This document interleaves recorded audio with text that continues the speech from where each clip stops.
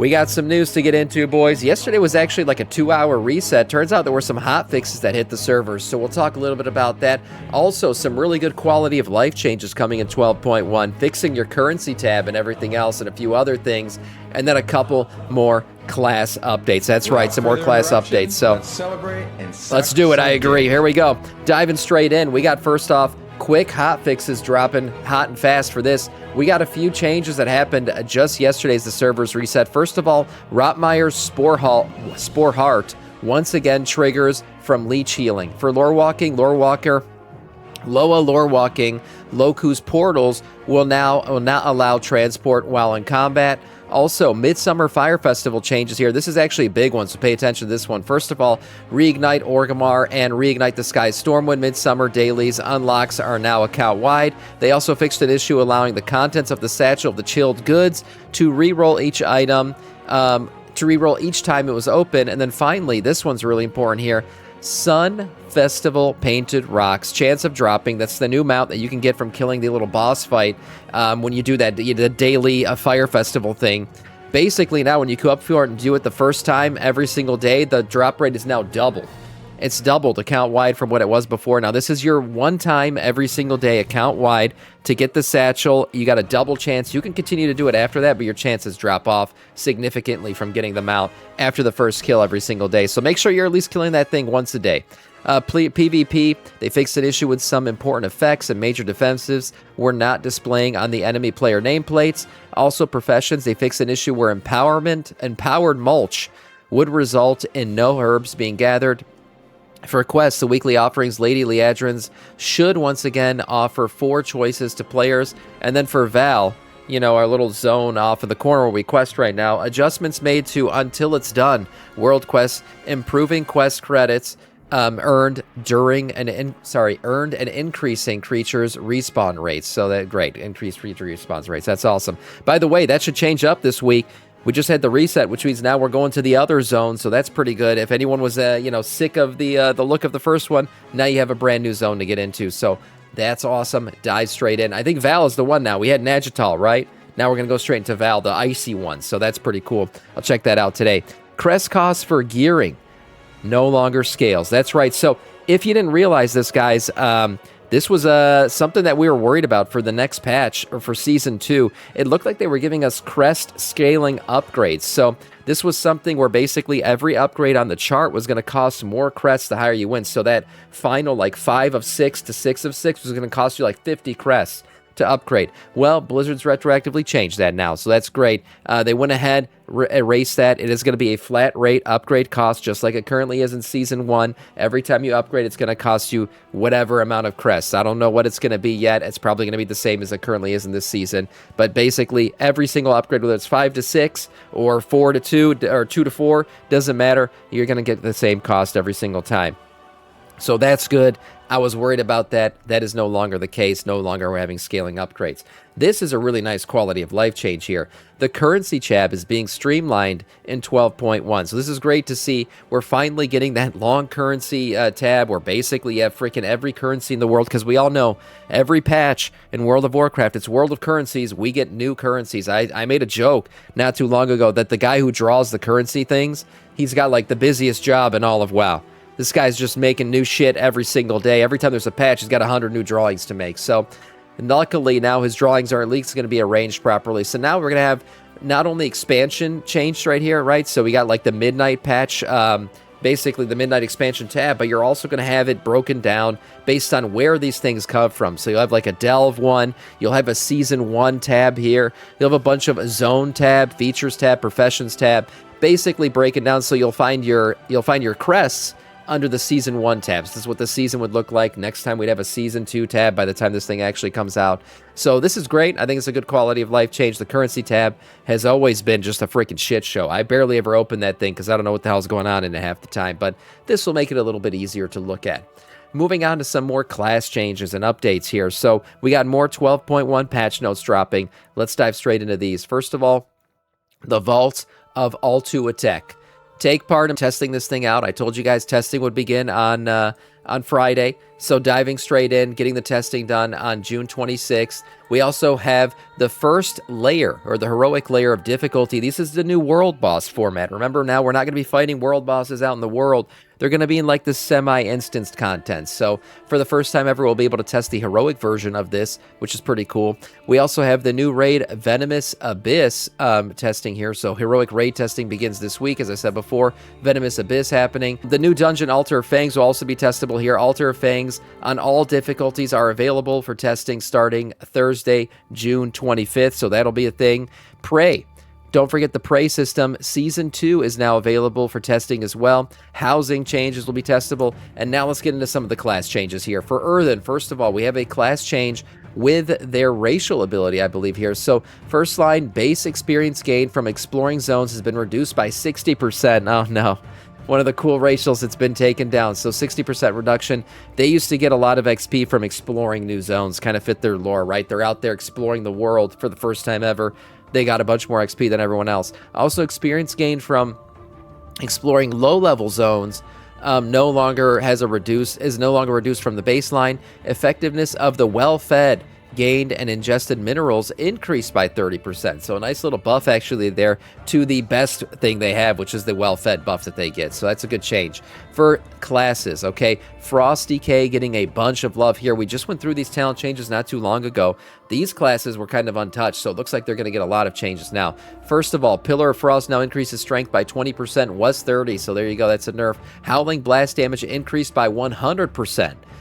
Empowered Rune Weapon damage increased by 30%. Glacial Advance damage increased by 30%. Ice Death Torrent damage increased by 100%. Frost Fever damage increased by 100%. Remorseless Winter damage increased by 100%. Damn, what the heck? Frost Decay is about to be part of the meta. Frost Scythe damage increased by 20%. Frost Strike damage increased by 25%. Obliterate damage reduced by 25%, but that's not as important for Frost Decay. They don't use it as much. Breath of Syndergosa damage. Oh, I see what they're doing here. The theme, again, is reduce the burst window and increase the window of damage outside of the burst window. So, of course, Frost Decay has always been very bursty in their Breath of Syndergosa window, and outside of that, they don't do as much damage.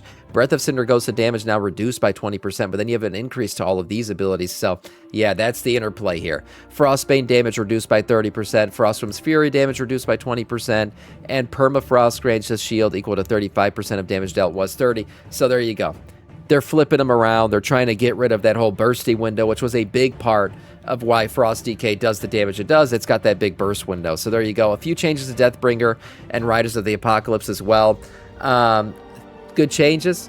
Damage increases here, so that's good. Yeah, Deathbringer kind of getting some buffs here. A little bit of a nerf here. So yeah, you can check those out. Unholy Decay also getting some changes here.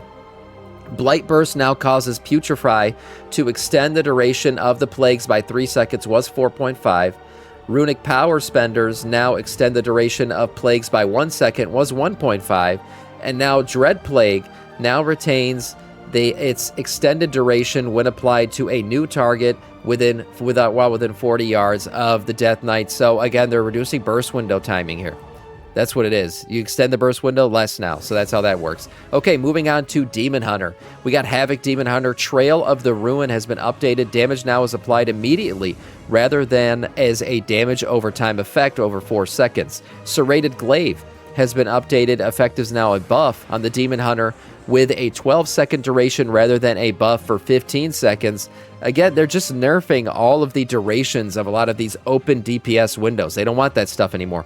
Blind Fury now causes Eye Beam to generate 10 to 20 Fury per second, was 15 to 30, so that's a nerf there. And then Inner Demon has moved and is now a choice node option on the Chaos Theory. So Havoc seems like it's getting nerfed a little bit, if I'm right here. I mean, looking at these changes, a lot of these seem like they're more nerfs than anything else.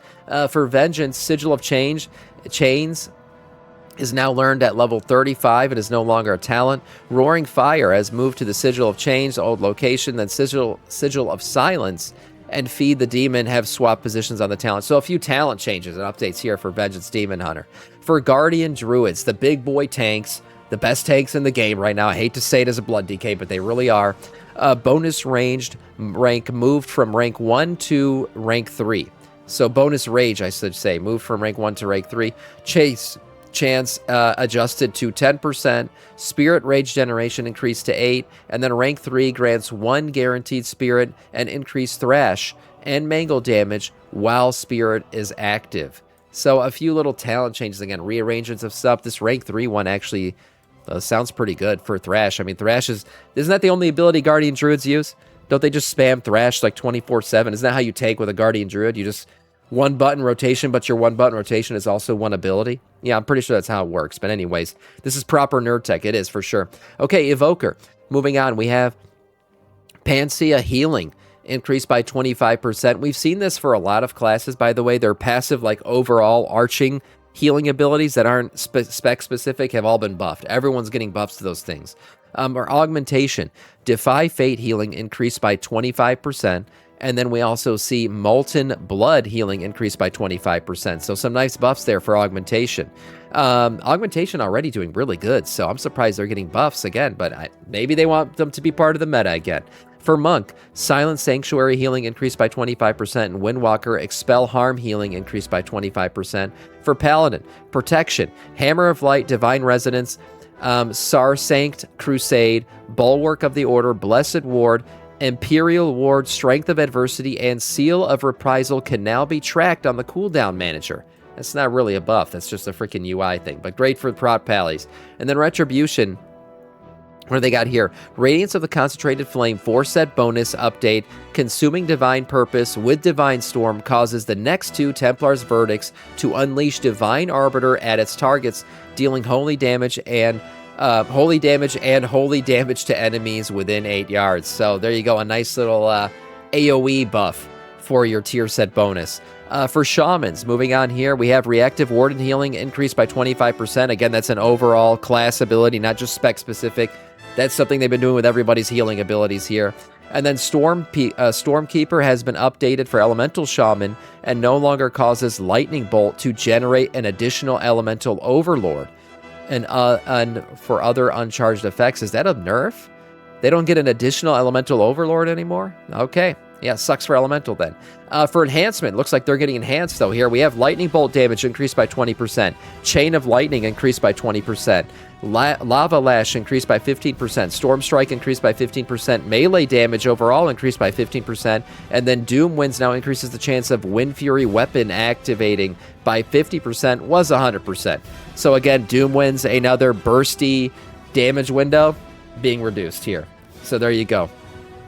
Hero Town Stormbringer being updated here, a little bit of a damage reduction, then Totemic getting some reductions as well. Finally, here we're at the very end, Warlocks Drain Life damage increased by 25%, and then Zevrim's Resilience healing increased by 25%. Again, overall class healing abilities getting buffed. We have Warrior Ignore Pain absorbs increased by 25% for Arms Warriors. We have a few item fixes here. Transmog range weapons like bows, crossbows, and guns can now use a variety of illusions for transmog, so that's great to see. And then a few cooldown manager changes here. Racial abilities can show down on the cooldown manager, and duration is tracked now, so that's great. And then edit mode, loss of control display can now be moved.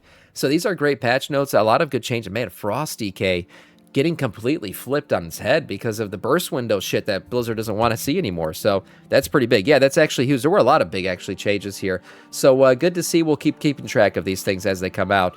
Introducing the Dummy Dome. This is another update here that's coming out with 12.1. This is kind of like your new way of testing your abilities, your rotations, and everything.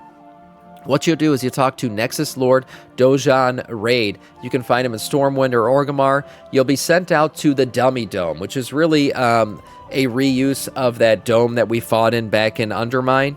Right, it's that big freaking, we fought the T-Rex there, we did a couple other events there, so that big dome is where you find this here, the diabolical dummies, all these different terrible dummies, all these different kinds of like dummies and dummy bosses that you can fight. They have ticking damage dummies, they have dummies that ramp down so you can test out your burst window for executes and stuff like that. So a lot of different ways to test your rotational abilities and stuff. Pretty cool. A new way, I guess, to learn your rotation, learn what works best, and then prepare yourself for boss fights. So that's what the Dummy Dome is all about. Finally here, we have a really cool looking freaking mount. I mean, what else can I say other than, damn.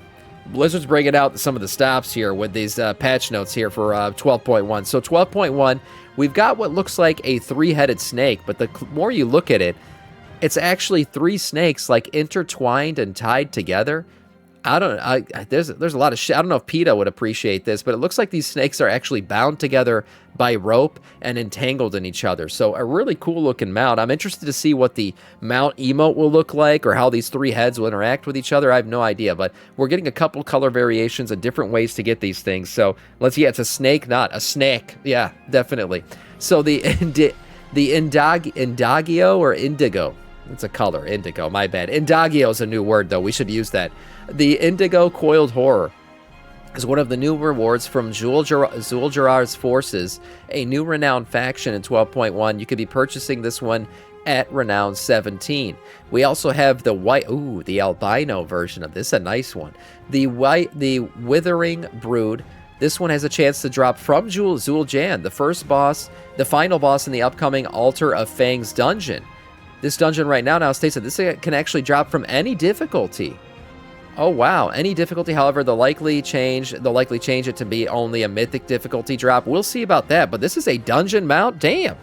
I feel like it's been a while since we had a really good looking dungeon mount. This is a nice one. You say I won't get it because he don't do content? That's ridiculous. I'll definitely get this one. This is a nice one. I hope I get it. We'll see what the drop rate is on it. We also have the Venomous Coiler here, which looks like a more green version. This is rewarded from the Assault the Vault achievement here. This is a meta achievement for the Vaults of Oltec group activity located in the depths of the Coiled Isle.